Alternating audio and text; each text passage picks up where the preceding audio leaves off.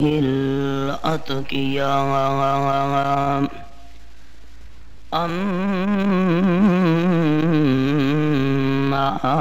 بعد فأعوذ بالله من الشيطان الرجيم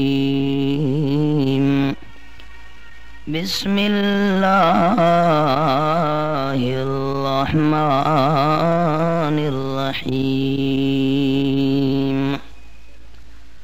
قتل أصحاب الأخدود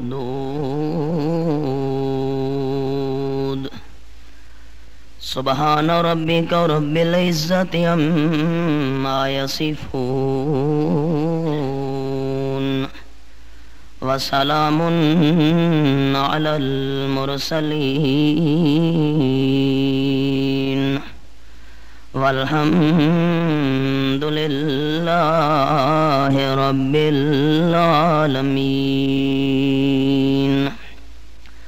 إن الله وملائكته يصلون على النبي يا أيها الذين آمنوا صلوا عليه وسلموا تسليما اللهم صل على محمد وعلى آل محمد كما صليت على إبراهيم وعلى آل إبراهيم إنك حميد مجيد اللهم بارك على محمد وعلى آل محمد كما باركت على إبراهيم وعلى آل إبراهيم إنك حميد مجيد ذی قدر احباب، اللہ رب العالمین نے اس کائنات کے اندر جتنی بھی مخلوق پیدا کی ہے، تمام مخلوقات میں سے 3 مخلوقیں ایسی ہیں جن کو اللہ کریم نے تمام کائنات کی مخلوقات پر فضیلت عطا فرمائی ہے۔ نمبر 1 انسان، نمبر 2 ملائکہ یعنی فرشتے، اور نمبر 3 جنات۔ باقی جتنی مخلوقات ہیں تمام مل کر ان 3 مخلوقات کی شان اور مقام کا مقابلہ نہیں کر سکتی، کیونکہ بعض ایسی خصوصیات اللہ کریم نے ان 3 مخلوقات میں رکھی ہیں جو ان تینوں کے علاوہ کائنات کی باقی مخلوقات کے اندر نہیں پائی جاتی۔ ان تینوں میں سے اللہ کریم نے پھر انسان اور فرشتے، ان کا مقام تمام سے زیادہ بنایا۔ پھر جب ملائکہ اور انسان کا آپس میں مقابلہ کیا جائے تو سارے ملائکہ ایک طرف اکٹھے کر دیے جائیں، انسان کی شان اور مقام کا مقابلہ نہیں ہو سکتا۔ گویا کہ خلاصہ یہ نکلا کہ تمام مخلوقات مل کر انسان کے مقام اور شان اور رتبے اور درجے کا مقابلہ نہیں کر سکتی۔ اب پھر سوال یہ پیدا ہوا کہ انسان کی وجہ فضیلت کیا ہے، انسان کی شان اور مقام کی علت کیا ہے، دلیل کیا ہے، گواہی کیا ہے؟ کلام مقدس میں بے شمار مقامات پر اللہ کریم نے اس حقیقت کو واضح کیا کہ بعض ایسے امتیازات انسان کو عطا کیے گئے ہیں جو انسان کے علاوہ باقی کائنات کی کسی مخلوق کے اندر، حتیٰ کہ ملائکہ کیوں نہ ہوں، حتیٰ کہ جنات کیوں نہ ہوں، ان کے اندر بھی یہ خصوصیات موجود نہیں۔ ایک وجہ قرآن نے یہ بیان کی کہ انسان کے صاحب مقام اور صاحب فضیلت ہونے کی ایک اہم وجہ یہ ہے کہ جو علم اللہ کریم نے دین کا انسان کو عطا کیا ایسا شریعت والا علم اللہ کریم نے باقی اپنی مخلوقات میں سے کسی کو عطا نہیں کیا۔ یہ الگ بات ہے کہ جنات میں بھی ایماندار جنات ہیں، تھے بھی صحیح، آج بھی ہیں، قیامت تک یہ سلسلہ رہے گا، لیکن باوجود جنات کے اندر بعض میں دینداری ہونے کے جو علمی مقام اللہ کریم نے انسان کو عطا فرمایا ایسا علمی مقام اللہ نے جنات کو بھی عطا نہیں فرمایا۔ اور ہمارا عقیدہ یہ ہے کہ تمام اگر کائنات کے انسانوں کا دینی علم اکٹھا کر دیا جائے، شریعت اور دین کے لحاظ سے جتنا مقام اللہ کے پیغمبر کا ہوتا ہے، پیغمبر کے دینی علم اور شریعت والے علم کا مقابلہ پوری کائنات کے علماء نہیں کر سکتے۔ یہ ایک وجہ فضیلت ہے انسان کی دین کے علم کی وجہ سے۔ اور دین کے علم کے اثرات کیا مرتب ہوتے ہیں؟ رب العالمین کے کلام مقدس کے اندر بڑے عجیب پیرائے کے اندر ایک واقعہ بیان کیا گیا کہ دینی علم کے اثرات کیا ہیں اور وجہ فضیلت کیوں ہے دین کا علم۔ دیکھیے قرآن کا انداز۔ اعوذ باللہ من الشیطان الرجیم،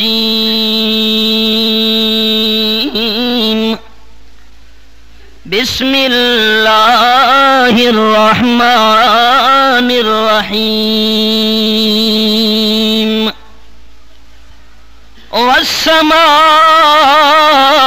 والسماء ذات البروج، والیوم الموعود،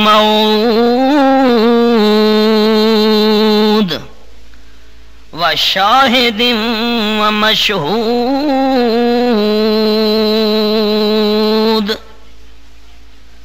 قتل اصحاب الاخدود۔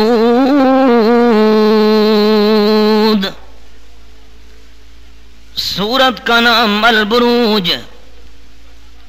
مالک کائنات نے سورت البروج کے اندر جو واقعہ بیان کیا پورے قرآن پاک کے اور کسی سورت کے اندر یہ قصہ بیان نہیں کیا۔ قرآن میں اشارہ ہے اور مسلم شریف کے اندر آپ صلی اللہ علیہ وسلم کی طرف سے بیان کی جانے والی تفصیل موجود ہے۔ سب سے پہلے فرمایا والسماء ذات البروج، میں اللہ کریم کو قسم آسمان کی، آسمان گواہ۔ اللہ کون سا آسمان گواہ؟ فرمایا 12 منزلوں والا آسمان گواہ، سال کے 12 مہینے اور ہر مہینے چاند کی الگ منزل ہوا کرتی ہے۔ 12 منزلیں تبدیل کرتا ہے چاند ہر سال۔ میں اللہ کریم کو منزلوں والے آسمان کی قسم، آسمان گواہ۔ نمبر 2 والیوم الموعود، قیامت کا دن گواہ۔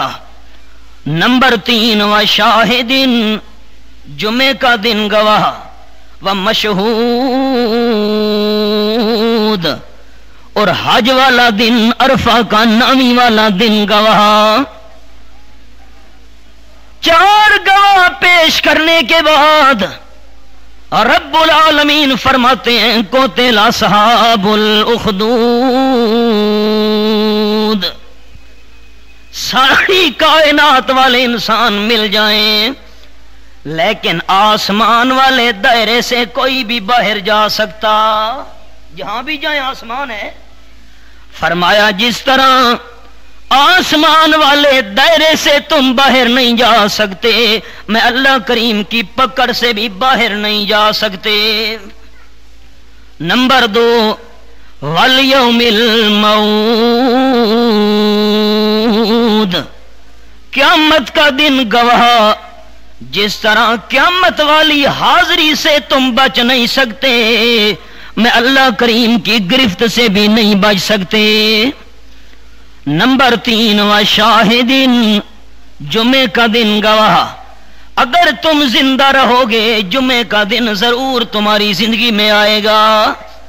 جس طرح اپنی زندگی کے اندر جمعے والے دن کی آمد سے نہیں بچ سکتے، میں اللہ کریم اگر پکڑنے لگوں میری پکڑ سے بھی نہیں بچ سکتے. نمبر 4 مشہود، عرفے والے دن کو دیکھو. عرفات کے میدان کے اندر سارے حاجی رب العالمین کے سامنے زاریاں کر رہے ہیں. اگر عرفے والے دن میں اللہ کے حکم سے عرفات کے میدان میں اکٹھے ہو سکتے ہو تو حشر والے دن میں اللہ کریم تمام کائنات کو اسی میدان میں دوبارہ بھی اکٹھا کر سکتا ہوں. حاجیوں سے پوچھئے، عرفات کے میدان میں ہر کسی کو اپنی پڑی ہوتی ہے، دوسرے کا ہوش بھی نہیں ہوتا. بھائی گروپ بنا کر جو گئے ہیں ٹھیک ہے، گروپ بنا کر گئے ہو، لیکن جب عرفات کے میدان میں بندہ پہنچتا ہے، حج والا دن ہے، نفسی نفسی کا عالم، ہر کسی کو اپنی پڑی ہے، ہر کوئی رونے میں لگا ہوا ہے، اپنے گناہ بخشوانے میں لگا ہوا ہے، دوسرے کا ہوش بھی نہیں ہے کوئی ساتھی میرے ساتھ ہے بھی کہ نہیں.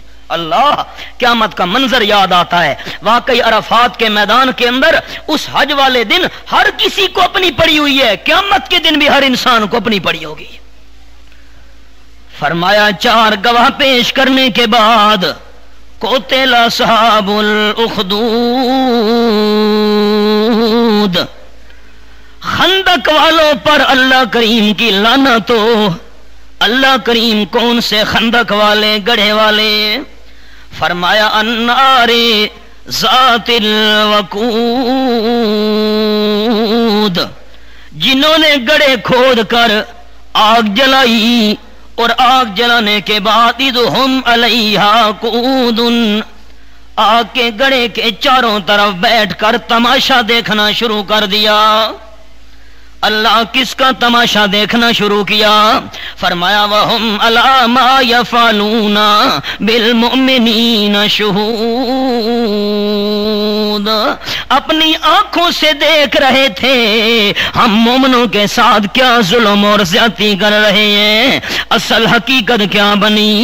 رحمت کائنات صلی اللہ علیہ وسلم نے اس مقام کی تشریح کرتے ہوئے فرمایا، اب آپ کو میرا جملہ یاد ہوگا جو مستقل جمعہ پڑھنے والے ہیں، کہ قرآن پاک آپ صلی اللہ علیہ وسلم کی حدیث کے بغیر سمجھ آ سکتا نہیں.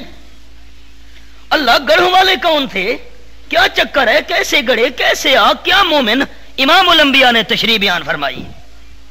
حضرت عیسیٰ علیہ السلام دنیا میں تشریف لائے، قوم کے سامنے مسئلہ بیان کیا، ان اللہ ربی و ربکم فاعبدوہ ھذا صراط مستقیم. کائنات والو، میرا داتا بھی صرف اللہ اور تمہارا داتا بھی صرف پروردگار وہی اللہ.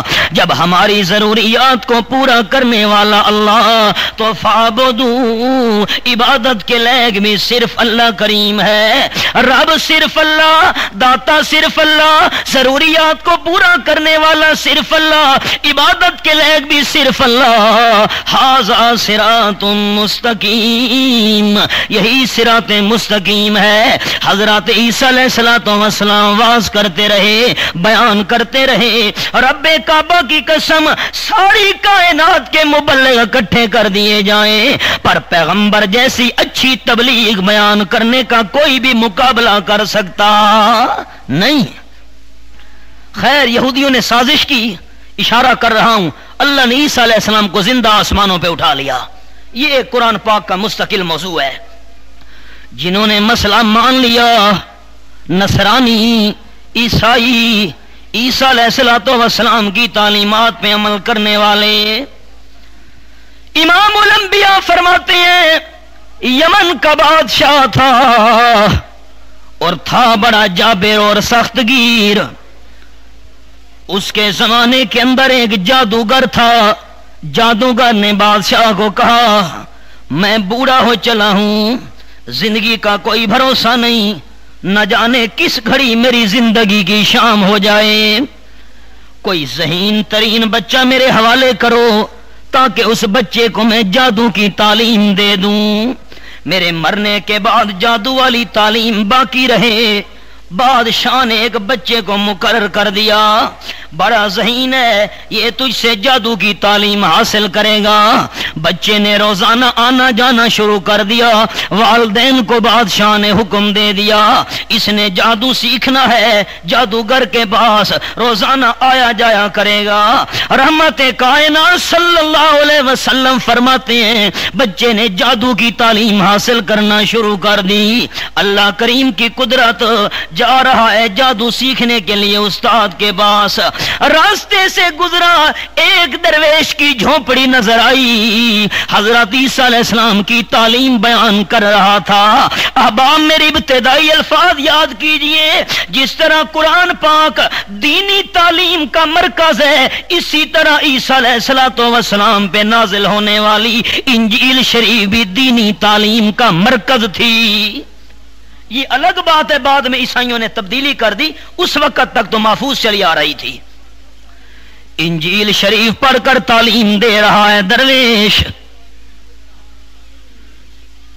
درویش کا معنی آپ جانتے ہیں؟ درویش کون ہوتا ہے؟ یہ اصل میں لفظ تھا در آویز، پھر در آویز سے بنا درویش، درویش سے بنا درویش۔ در آویز کا معنی اللہ کے دروازے پہ لٹک جانے والا، جرا اللہ دا دروازہ مال کھلوے اس نو سڑے نے درویش، اور کہیں بوئے تو توجہ کرے ہی نہیں، درویش بندہ۔ حیران ہو گیا، انجیل کی تعلیم دے رہا ہے، بچہ رک گیا۔ ایک جملہ عرض کرنے لگا ہوں، دھیان سے سنیے گا احباب۔ اگر صحیح بات صحیح وقت پر صحیح نیت سے کی جائے ضرور اثر ہوتا ہے۔ صحیح بات صحیح وقت پر صحیح نیت سے کی جائے ضرور اثر ہوتا ہے۔ اثر جو نہیں رہا یا بیان کرنے والے کی نیت صحیح نہیں یا سننے والے کی صحیح نہیں، اثر جو نہیں رہا بات صحیح نہیں، اثر جو نہیں رہا وقت صحیح نہیں، بات کرنی کسی اور وقت تھی، بیان کرنے والا کسی اور وقت کر رہا ہے۔ اگر صحیح بات صحیح وقت پر صحیح نیت سے کی جائے ضرور اثر اللہ کریم ڈال دیتا ہے۔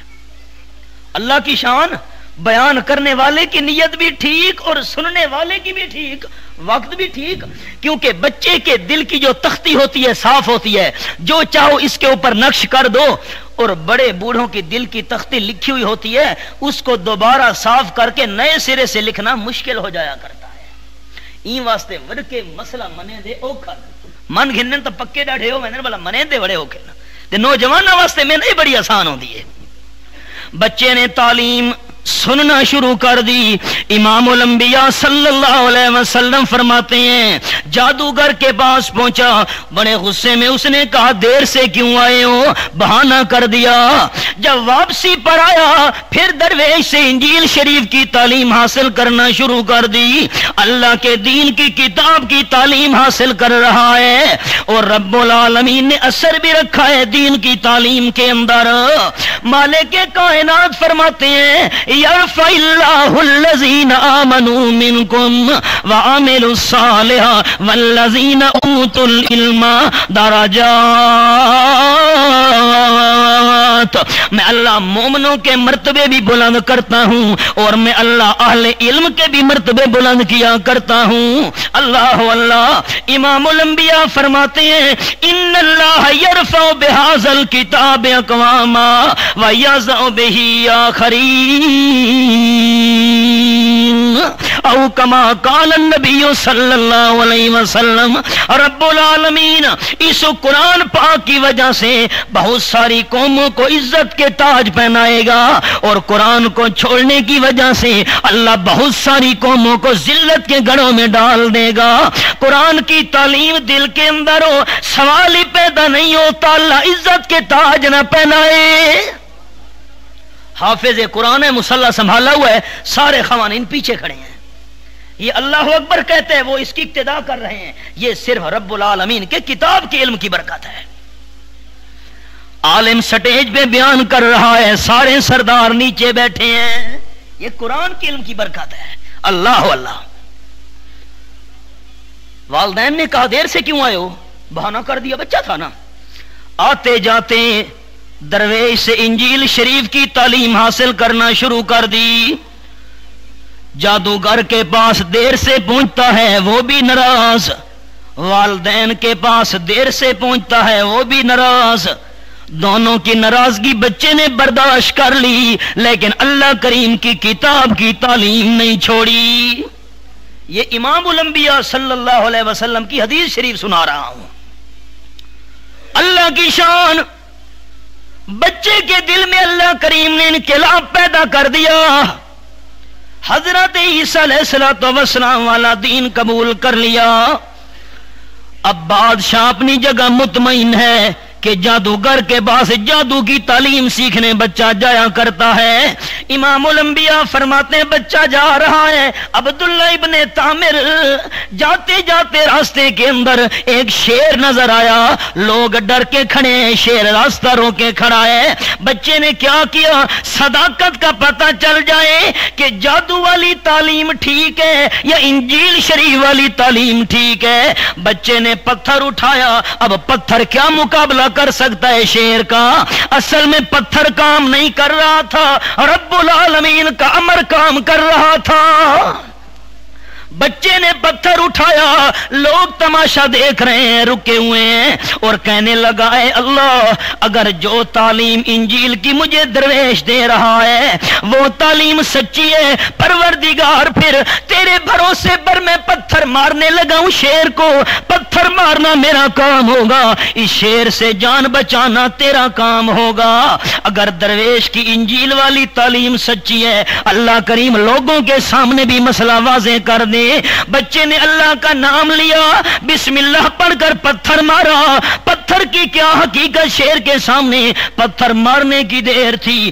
امام الانبیاء فرماتے ہیں شیر کی روح پرواز کر گئی۔ لوگ بڑے حیران ہو گئے، یار تو نے کون سے کلمے پڑھے؟ میں نے تو اللہ کا نام لیا۔ اللہ کا نام؟ رب کا نام؟ ہاں ہاں، ہم تو رب اس بادشاہ کو مانتے ہیں۔ کہا نہیں نہیں، وہ رب نہیں ہے، رب تو وہ ہے ان اللہ ربی و رب۔ عیسیٰ علیہ السلام کی تعلیم، چونکہ وہی دین چل رہا تھا نا اس وقت، ان اللہ ربی و ربکم فاعبدوہ ھذا صراط مستقیم۔ اب تو لوگ بڑے حیران، کہنے لگے بچوں، جس مذہب پر تو ہے، جس پروردگار کا نام تو نے لیا تھا، اسی پروردگار پر ایمان ہم بھی لانا چاہتے ہیں۔ آج تک تو ہم بھولے رہے، ہم نے تو اس بادشاہ کو رب مانا ہوا تھا۔ لوگوں نے دعا کے لیے درخواست کرنا شروع کر دی، اندھے آنے لگے۔ اس نے اللہ کا نام لے کر دعا کرنا شروع کر دی۔ دعا کرنا بندے کا کام ہے، لیکن قبول کرنا اللہ کریم کا کام ہے۔ اللہ کو مجبور تو کوئی نہیں کر سکتا، لیکن مانگ تو سکتا ہے بندہ۔ بچے نے مانگنا شروع کر دیا، اللہ کریم نے بیماروں کو شفا عطا فرمانا شروع کر۔ قادر جو ہوا، بادشاہ کے وزیر تک خبر پہنچی۔ رحمت کائنات صلی اللہ علیہ وسلم فرماتے ہیں بادشاہ کا ایک وزیر نابینا ہو چکا تھا۔ بادشاہ نے کہا تو کوئی کام کرنے کے قابل نہیں رہا، درباری امور کیسے سر انجام دے گا؟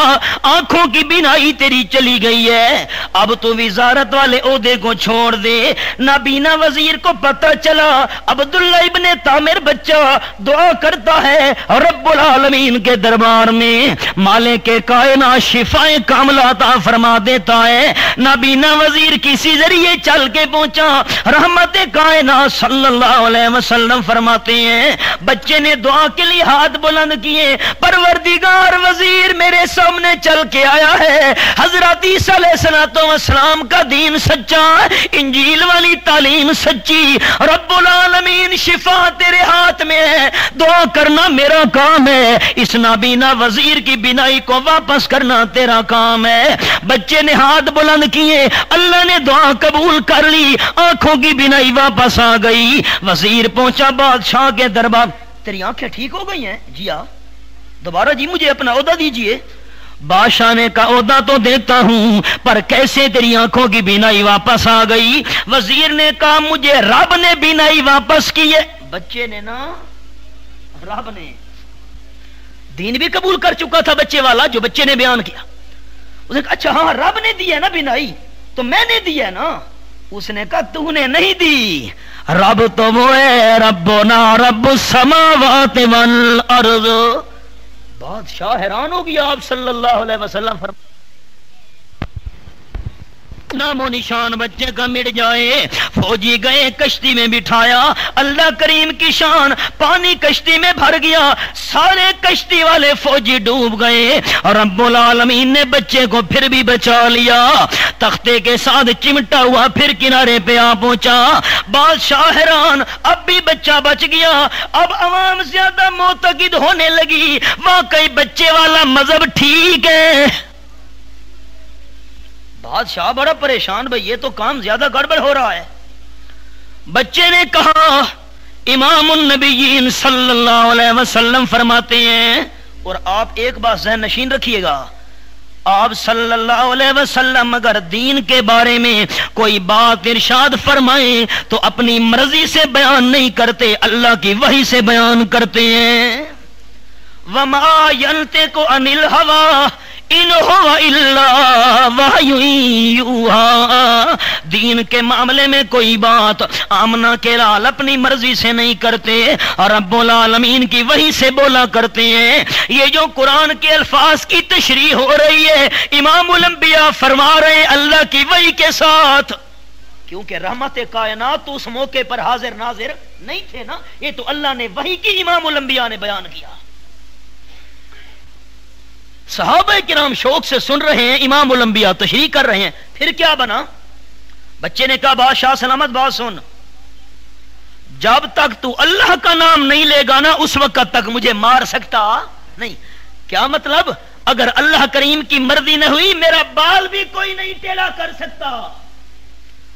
ایک بات میں تجھے بتاتا ہوں، اگر مجھے تو سولی پر چڑھا دے اور کمان میں تیر ڈال کر نشانہ بنا اور نشانہ بناتے وقت اگر تو یہ لفظ کہہ دے بسم اللہ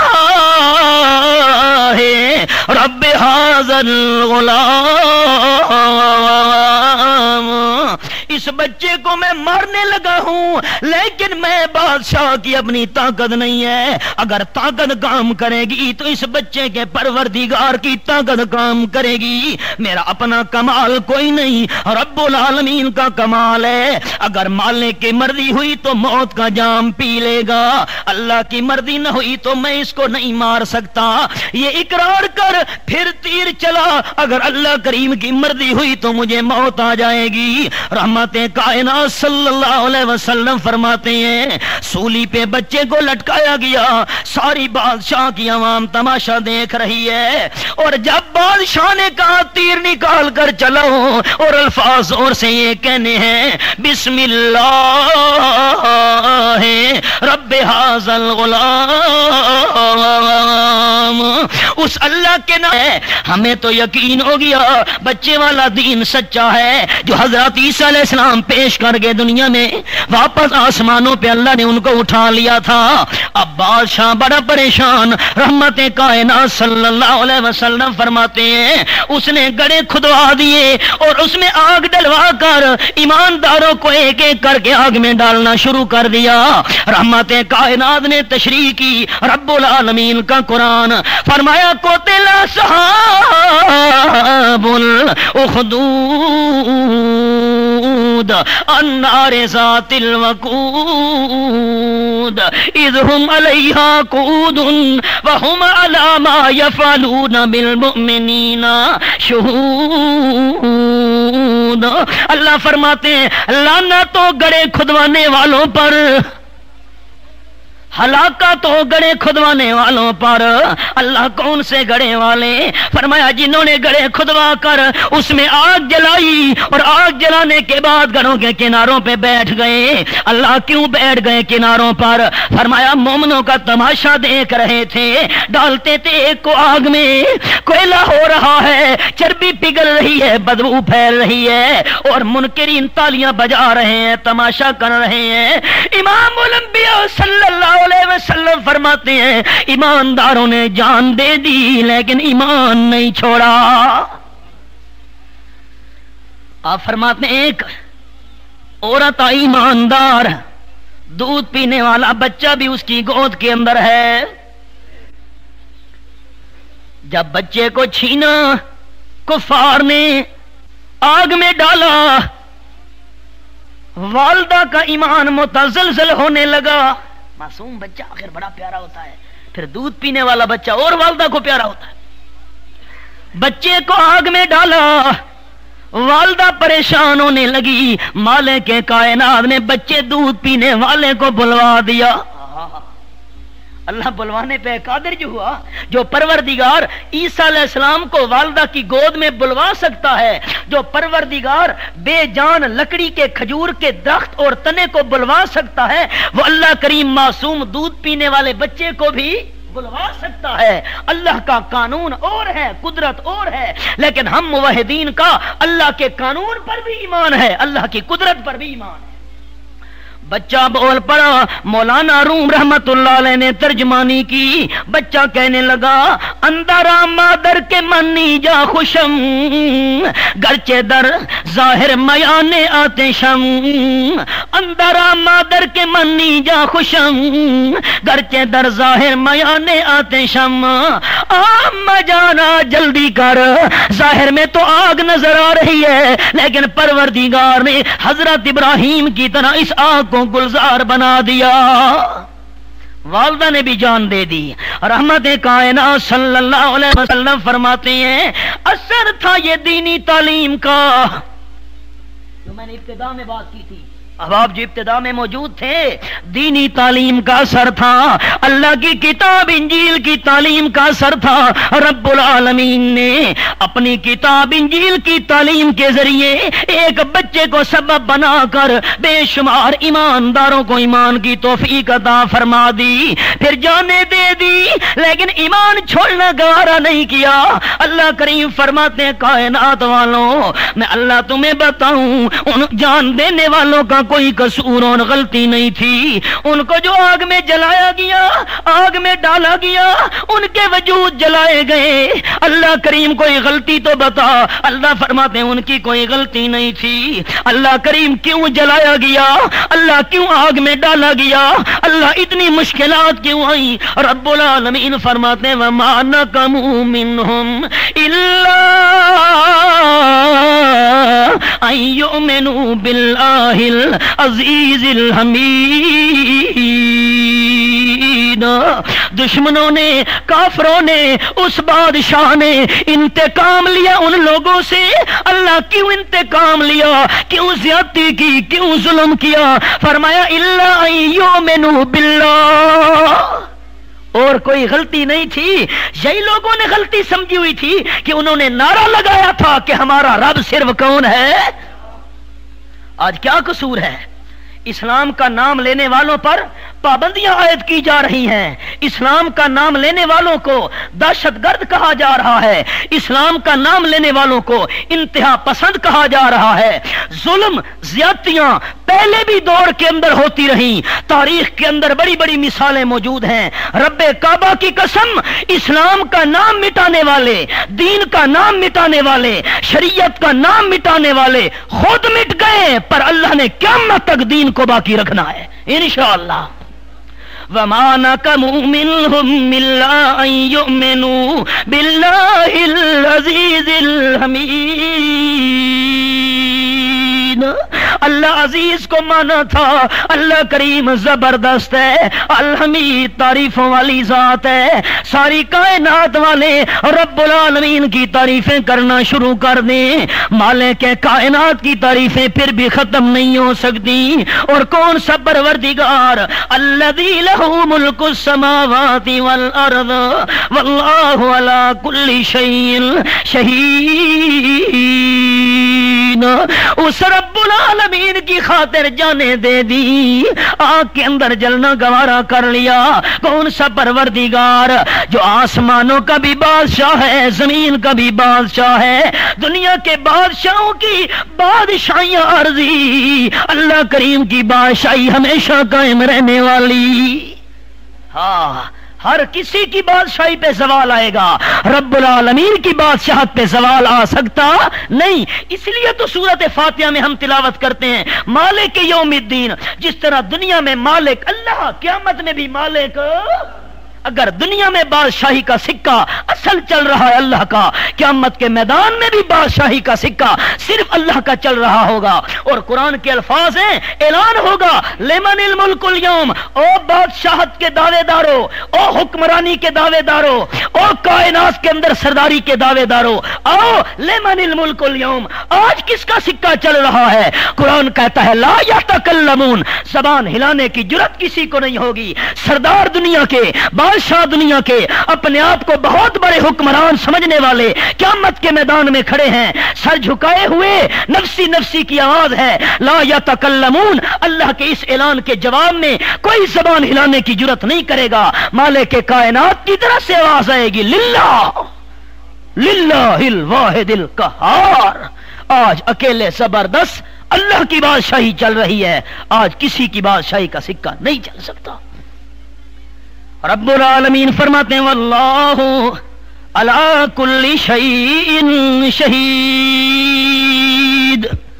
اس اللہ کریم پہ ایمان لائے جو اللہ کریم ہر چیز کا نگہبان اور نگران ہے. ان الذین فتنوا المؤمنین والمؤمنات ثم لم یتوبوا فلہم عذاب جہنم ولہم عذاب الحریق. وہ لوگ، وہ بادشاہ یمن والا اور اس کے ساتھ اس کا ساتھ دینے والی فوج جنہوں نے مومنوں کو خندقیں کھدوا کر آگ جلوا کر اندر زندہ جلوا دیا.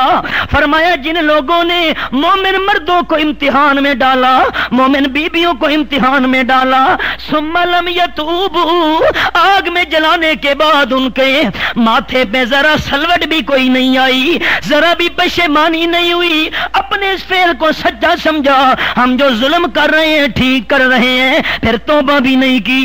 فرمایا ان بادشاہ اور اس کے حواریوں کے لیے جنہوں نے مومنوں کے ساتھ ظلم کیا تھا فَلَهُمْ عَذَابُ جَهَنَّمَ وَلَهُمْ عَذَابُ الْحَرِيقِ. ایمان کی خاطر ایمان والوں پہ ظلم کرنے والوں کے لیے میں اللہ نے جہنم کی عذاب، جہنم کا عذاب تیار کیا، جلانے والا عذاب تیار کیا. اللہ کریم جنہوں نے جانیں دے دی، ایمان نہیں چھوڑا، ان کا نتیجہ بھی بیان کرنا. اللہ فرماتے ہیں ان الذین آمنوا وعملوا الصالحات لهم جنات تجری من تحتها الانہار. جنہوں نے ایمان قبول کیا اس کے مطابق عمل بھی نیک کرتے رہے، لہم جنات، ان کے لیے ایک باغ نہیں کئی باغ ہوں گے. اللہ کون سے باغ؟ فرمایا تجری من تحتها الانہار. ان باغوں کے درختوں کے نیچے شہد کی نہریں جاری ہیں، شراب طہور کی نہریں جاری ہیں، دودھ کی نہریں جاری ہیں، پانی کی نہریں جاری ہیں. ذالک الفوز الکبیر.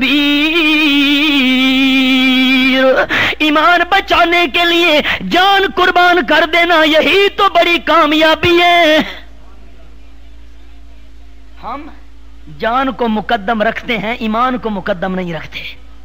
اور اللہ کریم کے قرآن کے الفاظ، سورت کا نام سورت البقرہ، ہری ہے شاخ تمنا ابھی جلی تو نہیں، دبی ہے آگ جگر کی مگر بجھی تو نہیں، جفا کی تیغ سے گردن وفا شعاروں کی، کٹی ہے برسر میدان مگر جھکی تو نہیں۔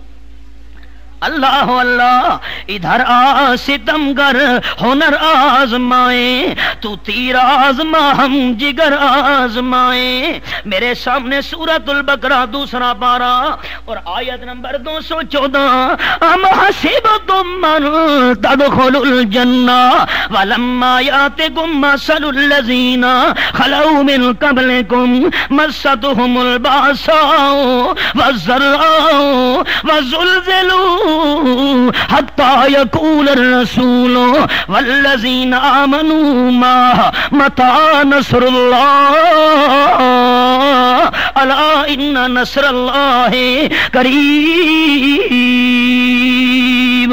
جب صحابی پریشان ہو کے آیا، رحمت کائنات کو اپنی کمر سے چادر ہٹا کر نشان دکھائے کہ مکے والے کتنا میرے ساتھ ظلم کر رہے ہیں، امام الانبیاء میرے لیے دعا کیجئے اللہ کریم آزمائشیں ٹال دے۔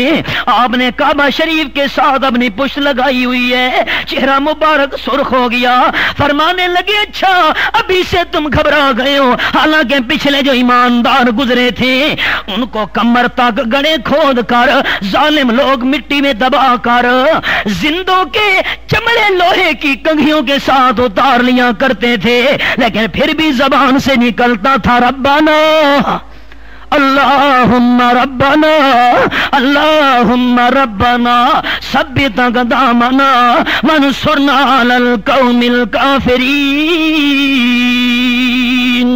امت مسلمہ اس وقت بڑے امتحان اور آزمائش کا شکار ہو چکی ہے، کوئی پرواہ نہیں، امتحان مومن کی زندگی میں آیا کرتے ہیں، جو امتحان سے گھبرا کر ایمان چھوڑ جائے یہ اصل میں شکست ہوا کرتی ہے۔ میں نے پہلے بھی عرض کیا تھا، اقتدار کا چلا جانا یہ مومن کی شکست نہیں، حکومت کا چلا جانا یہ مومن کی شکست نہیں، بادشاہی کا چھن جانا یہ مومن کی شکست نہیں، مومن کی شکست اس دن ہے جس دن ایمان ضائع ہو جائے۔ اگر ایمان سلامت رہے مومن کی فتح ہے، عقیدہ سلامت رہے مومن کی فتح ہے، دین سلامت رہے مومن کی فتح ہے، شریعت مومن کے پاس باقی رہے مومن کی فتح ہی فتح ہے۔ لوگوں نے دنیا کو کامیابی سمجھا ہوا ہے، مسلمانوں نے شریعت کو کامیابی سمجھا ہوا ہے۔ یہی تو فرق ہے غیر مسلموں کے اندر اور مسلمانوں کے اندر۔ غیر مسلم یہ سمجھتے ہیں اقتدار ہمارے پاس ہوگا ہماری کامیابی ہے، اگر دنیا کی حکمرانی ہمارے ہاتھ میں ہے یہ ہماری کامیابی ہے۔ مسلمان کہتے ہیں شریعت ہمارے پاس ہے یہ ہماری کامیابی ہے۔ اللہ اللہ ایمان کے ساتھ بتائیے 1,24,000 کم و بیش انبیاء علیہم الصلوۃ والسلام دنیا میں تشریف لائے، دنیا سے چلے گئے، تمام انبیاء دنیا کے حکمران رہے؟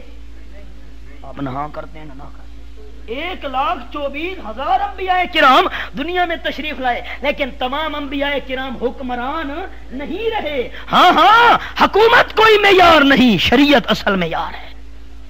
اثر ہوتا ہے دینی تعلیم کا۔ عرض کیا تھا عبداللہ نے دینی تعلیم حاصل کی درویش سے، رب العالمین نے علاقے میں کیسا انقلاب برپا کر دیا کہ ایمانداروں نے جانے دینا گوارا کر دی، لیکن جو ایمان والی دولت آ چکی تھی ایمان کو چھوڑنا گوارا نہیں کیا۔ ایک تاریخی واقعہ عرض کرتا ہوں، تاریخی واقعہ، قرآن و حدیث تو آپ کو سنا دیا۔ امام مالک رحمت اللہ تعالی علیہ، امام مدینہ، بہت بڑے محدث گزرے ہیں، بہت بڑے محدث۔ موطا امام مالک انہوں نے تصنیف کی ہے، امام الانبیاء کی حدیث جمع کی ہیں، بہت بڑے محدث گزرے امام مالک، امام مدینہ، مدینہ کے اندر زندگی گزاری۔ امام مالک رحمت اللہ تعالی علیہ کے استاد امام ربیعہ رحمت اللہ تعالی علیہ، امام مالک کے استاد محترم کی بات کرنے لگا ہوں، تاریخی بات، صرف آپ کے ذہنوں کو تازہ کرنے کے لیے۔ قرآن بیان کر دیا، حدیث بھی بیان کر دی مسلم شریف کی، ایک چھوٹا سا تاریخی واقعہ آپ کے ذہنوں کو تازہ کرنے کے لیے اور دلچسپی کے لیے۔ دیکھیں دین کی تربیت میں کیسے اللہ کریم نے برکتیں رکھی ہیں۔ امام ربیعہ کے والد خراسان پر جہاد کے لیے جانے لگے۔ امیر المؤمنین نے حکم دیا مجاہدین کی ضرورت ہے خراسان میں لڑائی کرنے کے لیے، میں حاضر ہوں۔ جب گھر سے رخصت ہونے لگے، فروخ ان کا نام تھا، جب رخصت ہونے لگے 30,000 اشرفیوں کی تھیلی اپنی گھر والی کے حوالے کر دی، خرچ پیچھے چلائے رکھنا، پتہ نہیں میری زندگی باقی ہے کہ نہیں، واپس آ سکوں یا نہ آ سکوں، جہاد کے لیے جا رہا ہوں۔ چل پڑے مجاہدین کے لشکر کے ساتھ۔ اللہ کریم کی قدرت، کافی سارے سالوں تک واپس نہ آ سکے، اور جب گھر سے جانے لگے تھے، گھر والی امید سے تھی، امید تھی بچہ یا بچی پیدا ہونے کی۔ کافی سالوں کے بعد واپسی ہوئی، ایسے پھنسے نا ان علاقوں کے اندر، انتظام کرتے، جہاد کرتے کرتے، چونکہ آج کل کا تو دور تھا ہی نہیں کہ بندہ جائے آ جائے، منٹوں میں جہازوں کا سفر ہے۔ کافی سالوں کے بعد واپس آئے، پہنچے مدینہ طیبہ کے اندر، محلے میں پہنچے، اپنے گھر کے دروازے پہ پہنچے، دروازہ کھٹکھٹایا، امام ربیہ نے دروازہ کھولا، پیچھے بچہ پیدا ہو چکا تھا، بڑا بھی ہو چکا ہے، والد داخل ہونے لگا دروازے، بچے نے کہا ہٹ، کون ہے تو بھائی، ہٹ بھائی، تو کون ہے؟ اس نے کہا تو کون ہے بھائی میرے گھر کے اندر جوان، تو کون ہے؟ اب باپ بیٹے کے اندر تلخی ہونے لگی، باپ کو پتہ نہیں یہ میرا بیٹا ہے، بیٹے کو پتہ نہیں یہ میرا باپ ہے۔ امام مالک رحمت اللہ علیہ وہ شاگرد تھے امام ربیعہ کے، محلے والے اکٹھے ہوئے، بڑے میاں آپ کون ہیں؟ میں فروخ۔ اچھا، جو کچھ سال پہلے جہاد کے لیے گئے ہوئے تھے، جی باقی مجاہدین آ گئے، میں بھی آ گیا ہوں۔ مورخین نے لکھا جب تعارف ہوا، ربیعہ کو والدہ نے بتا رکھا تھا تیرا والد گیا ہوا ہے جہاد کے لیے، پتہ نہیں اللہ کو منظور واپس آتا ہے کہ نہیں آتا۔ تعارف ہوا، باپ بیٹے مل کر بڑے روئے۔ خیر، بیٹے سے ملاقات کرنے کے بعد والدہ نے پہچان لیا، گھر والا آ پہنچا، حال حوال سارا پوچھا۔ فروخ کہنے لگے گھر والی کو، یاد ہے تجھے میں نے 30,000 سونے کی اشرفیاں دی تھیں، کہاں گئی، کیسے خرچ ہوئی؟ محفوظ ہیں نہیں کیسے؟ اس نے کہا آپ حوصلہ تو کریں، سفر کی تھکاوٹ اتر جائے، میں تفصیل بتاؤں گی۔ نماز کا وقت ہوا، امام ربیعہ رحمت اللہ تعالی علیہ مسجد نبوی شریف میں پہنچے۔ جو لوگ دیکھ آئے ہیں ان کو قدر ہوگی مسجد، ایک نماز پڑھو 50,000 نمازوں کا ثواب۔ اور احباب آپ کے ذوق کے لیے یہ کہوں، یہ تو ایک نماز کا ثواب ہے 50,000 کا، جو بندہ اکیلے نماز پڑھے اور جماعت کے ساتھ پڑھے تو 27 درجے زیادہ ہے، 27 کو 50 کے ساتھ ضرب دو، لاکھوں کی تعداد میں ثواب۔ سبحان اللہ۔ مسجد نبوی میں حضرت ربیعہ پہنچے، والد بھی پیچھے جا پہنچے، مسجد نبوی قریب ہے، میں بھی نماز ادا کروں۔ نماز ادا کی، یہ جوان کون بیٹھا ہے؟ امام ربیعہ نے والد کو دیکھا، ٹوپی کو ذرا نیچے کر لیا، سر کو جھکا لیا، سامنے شاگرد بیٹھے ہیں، نوجوان امام ربیعہ رحمت اللہ تعالی علیہ امام الانبیاء کی حدیثیں پڑھا رہا ہے، امام مالک بھی شاگردوں میں، حضرت حسن بصری رحمت اللہ علیہ بھی شاگردوں میں۔ بڑے حیران، یہ نوجوان کون ہے؟ بیٹے نے دیکھا کہ والد مجھے دیکھ رہا ہے، سر اور نیچے کر لیا۔ فروخ نے پوچھا، او نمازیوں یہ نوجوان کون ہے؟ امام الانبیاء کی حدیثیں پڑھا رہا ہے، امام مالک حسن بصری جیسے بڑے بڑے وہ بھی اس کے شاگردوں میں شامل ہیں۔ قال رسول اللہ صلی اللہ علیہ وسلم، قال النبی صلی اللہ علیہ وسلم، قال حدیثوں کی بارش برسا رہا ہے، یہ موتی بکھیر رہا ہے امام الانبیاء کی حدیث۔ کون نوجوان ہے؟ لوگوں نے کہا آپ کا بیٹا ربیعہ ہے۔ اچھا، حیران ہو گئے، میرا بیٹا اور امام الانبیاء کی حدیثیں پڑھا رہا ہے، محدث بنا ہوا ہے، شیخ الحدیث بنا ہوا ہے، بڑے خوش ہوئے، دل میں بڑی فرحت آئی، ہر بیٹا پڑھائی جاری رکھے، گھر میں واپس آئے، پھر گھر والی کو کہا 30,000 اشرویوں کے بارے میں نے سوال کیا تھا، گھر والی نے کہا میں نے بتایا نا محفوظ ہے، اچھا یہ بتائیے آپ جو اپنے بیٹے کا حال دیکھ کے آئے مسجد نبوی کے اندر صلی اللہ علیہ وسلم، آپ کو یہ منظر پیارا معلوم ہوا ہے کہ نہیں ہوا؟ اس سے بڑی سعادت کیا ہے میری بیوی کہ میرا بیٹا محدث بن جائے، شیخ الحدیث بن جائے، امام الانبیاء کی حدیثیں طالب علموں کو پڑھائے، اور پڑھائے بھی مسجد نبوی کے اندر۔ والدہ نے کہا اے گھر والے، میں نے 30,000 اشرفیاں آپ کے بیٹے ربیہ کی دینی تعلیم پہ خرچ کیے۔ اللہ اکبر، اچھا ساری، اس نے کہا میں نے اس کو آپ کے پیچھے جب یہ پیدا ہوا بڑا ہوا اس کی دینی تعلیم پر میں نے 30,000 اشرفیاں خرچ کی ہیں، اگر میں 30,000 اشرفیاں کسی دنیا کے کام میں خرچ کرتی آپ کو وہ کام زیادہ پسند تھا یا امام الانبیاء کی حدیثیں پڑھانے والا کام زیادہ محبوب ہے؟ فاروق نے کہا گھر والی میں تجھ سے راضی ہوں، تو نے 30,000 اشرفیوں میں سے ایک اشرفی بھی ضائع نہیں کی، میرے بیٹے کی دینی تعلیم پہ خرچ کی، اس کو محدث بنا دیا۔ امام مالک جیسے لوگ اس کے درس حدیث کے اندر بیٹھ کر امام الانبیاء کی حدیثیں سنا رہے ہیں، سن رہے ہیں، پڑھ رہے ہیں، پڑھا رہے ہیں۔ رب کعبہ کی قسم، امام مالک جیسے محدث امام ربیعہ کے شاگرد بنے۔ آج موطا امام مالک ربیعہ کے حوالے سے امام الانبیاء کی حدیثیں بیان کرتے چلے آئے، ہم موطا امام مالک پڑھتے چلے آ رہے ہیں، قیامت تک یہ سلسلہ جاری رہے گا، حضرت ربیعہ کو ثواب ساتھ ساتھ پہنچتا رہے گا۔ اگر انسان اپنی دولت، اپنی اولاد کی دنیاوی تعلیم کے ساتھ ساتھ دینی تعلیم پر بھی خرچ کر دے تو انسان کے نامہ اعمال کے اندر اللہ کریم صدقہ جاریہ کے طور پر یہ سلسلہ جاری رکھتے ہیں۔ اس لیے پہلے بھی حدیث سناتا رہتا ہوں، پھر بھی سن لیجئے۔ امام الانبیاء فرماتے ہیں لوگوں اذا مات الانسان انقطع عملہ، انسان فوت ہو جائے اپنی مرضی سے کوئی عمل نہیں کر سکتا، عمل کرنا بند میت کا۔ ہاں 3 صورتیں ہیں، اگر کوئی صدقہ جاریہ کر گیا، مسجد، مدرسہ، کوئی کنواں، کوئی نلکا وغیرہ ایسا کام کر گیا، لوگ فائدہ اٹھاتے رہیں گے، میت کو ثواب ملتا رہے گا۔ نمبر 2، دینی تعلیم پڑھ گیا، پڑھا گیا، شاگرد تیار کر گیا، جتنے تک وہ دینی تعلیم جاری رکھیں گے فوت ہونے والے کو ثواب ملتا رہے گا۔ نیک اولاد چھوڑ گیا، وہ دعا کرتی رہے گی، فوت ہونے والے والدین کو اللہ ثواب دیتا ہی رہے گا۔ یہ ہوتا ہے دینی تعلیم کا اثر۔ عبداللہ ابن طامر کی بات سنائی، امام الانبیاء کے حوالے سے اللہ کے قرآن کا حوالہ سنایا کہ دینی تعلیم کا اثر تھا کہ ایمان کی خاطر جانیں لوگوں نے قربان کر دی لیکن ایمان کا دامن نہیں چھوڑا، اور دینی تعلیم ہی کا اثر تھا رب العالمین نے حضرت ربیعہ کو امام مالک جیسے محدث کا استاد بنا دیا۔ اللہ ہماری رقم بھی جائز جگہ خرچ کرنے کی ہمیں توفیق دے۔ وما لنا الا البلاغ۔ رامان کیسٹ ہاؤس، نیو لاری اڈا، کرور کوٹ۔ آج کے پروگرام کی تمام قسطیں بھی مل سکتی ہیں۔